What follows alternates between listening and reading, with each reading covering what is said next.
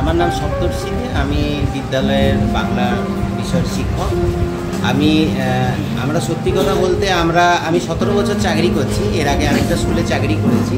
17 বছর প্রত্যেক মাসেই বেতন তুলেছি, টাকা হাতে নিয়েছি, সংখ্যা দেখেছি। কিন্তু সে একটা কথা বলবো যে আমরা গাছ অনেকেই লাগাই, কিন্তু যদি সারিবদ্ধভাবে লাগাই সেই গাছ থেকে আমরা অনেক বেশি উপকার পাই। সেই বিষয়টা আমরা অনেকে জানি কিন্তু করি না।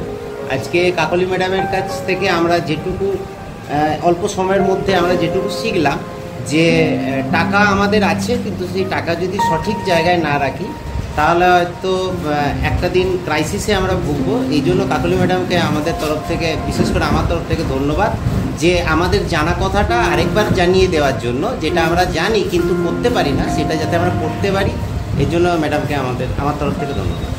Thank you so much.